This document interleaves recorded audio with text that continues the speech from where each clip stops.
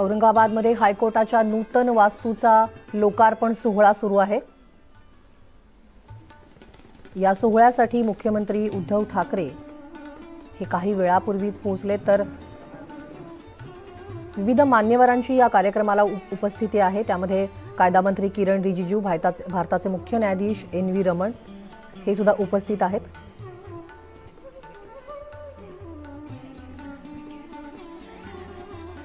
औरंगाबाद हायकोर्टाची ही नूतन वास्तू,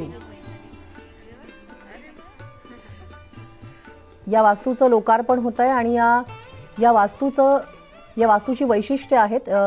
3 विभागामध्ये ही वास्तू आहे।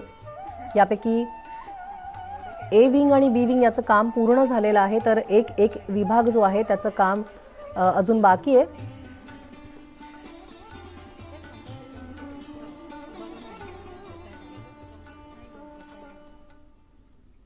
या वास्तूचं लोकार्पण थोड्या वेळातच होईल। याचे अपडेट्स आम्ही तुमच्यापर्यंत पोहोचवतच राहणार आहोत, पण तुर्तास वेळ झाली इथेच थांबण्याची। ताज्या बातम्यांच्या अपडेट्ससाठी लॉग ऑन करायला विसरू नका news18lokmat.com वर आणि पहा फक्त news18 लोकमत।